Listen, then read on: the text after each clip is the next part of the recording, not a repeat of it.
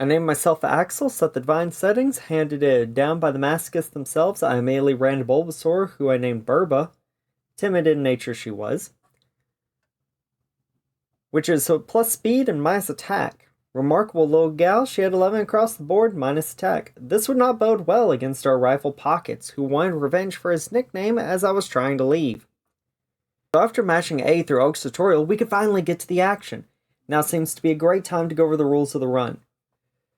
At this point, I was operating on a slightly different rule set that I decided would be more fun if altered later. The current Elite Four opted for kicking the ladder out from behind them and ruining healthcare for all Pokemon. Healthcare in the Pokemon world is not free.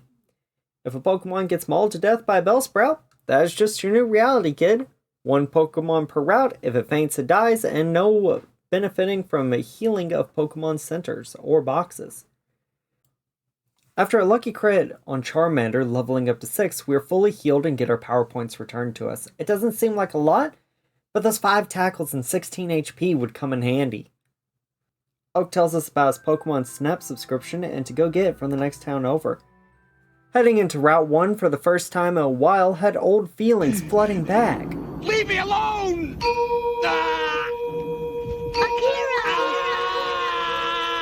After dodging wild Pidgeys and Rattatas, we managed to deliver Oak's package. In return, he gives us a Pokedex, 5 Pokeballs, and 3,000 Pokedollars. Which, when converted to bald eagles, is 18 USD. With our timer started, I want to talk a little about the intricacies of the run here, and how I have been thinking and praying from the start of the run. We get a level 4 Rattata here, and that is the second highest level we can get and the highest level Rattata, making this the best encounter on Route 1. Why do I say this? Levels cost experience. Experience costs power points and typically health. With only 5 Pokeballs, this catch isn't unfailable. If I want to have 10 potions and 3 antidotes walking into Viridian Forest, I'm going to have to use some attacks, and using attacks costs just as much, if not more, than the money. This version of Pokemon is a resource management game more than a happy little JRPG, and I'm going to have to get used to that as we start the run. Lucky enough, we catch Pepper with a single Pokeball, but if I want to use her, I'm going to have to use a potion to heal her.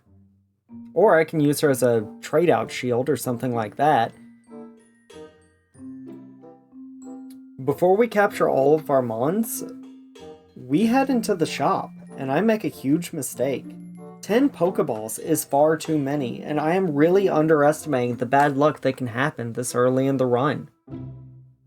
I walked into this run with barely a plan, and as I just foreshadowed, this shopkeeper is going to see me again. A few more times, in fact.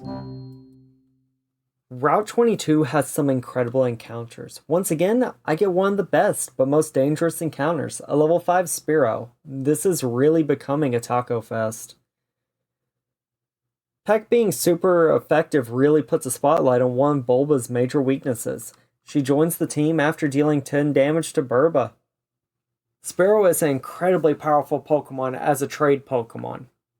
It means I can use all her power points for advancement and leveling up. Then, when she is battered and bruised, I can give her to a little girl who wants an animal that can't attack anymore in exchange for a full power, fully leveled up Farfetch.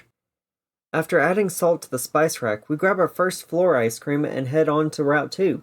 Where we enjoy the calm before the storm of the early game Poison Cloud we affectionately call Viridian Forest. Drink break, I sprint to grab a bottle of water. I then proceed to make it back in time. It is here in the Route 2 grass we find our 4th teammate. A bottom of the barrel encounter for this run. The actual lowest level and worst selection to get. Not because Pidgey is bad, but because training is going to be a real nightmare. This Pidgey would be better on nearly any other route, with the exception of Route 3, or 3 levels higher in this grass. To get it to level 5 will take 5 or 6 PP of moves, and that is assuming the switch training goes perfectly. Let's face it, chicken here is going to end up as someone's dinner.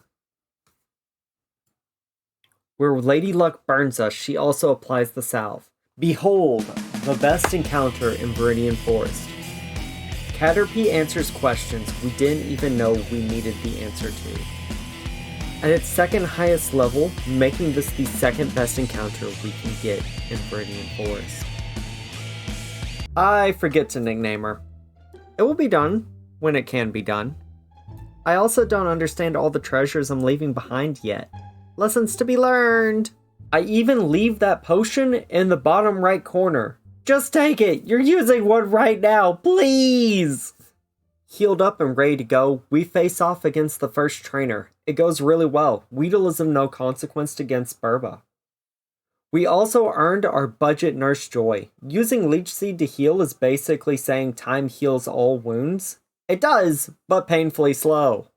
The Caterpie dealing 1 less point of damage per attack does 2 more hit points of damage. I don't intend to show every battle, but I will give you some interesting results and talk about what needs to happen before Brock, as well as give an update on items at the shop. This timid nature is really stabbing into my sides on these attacks.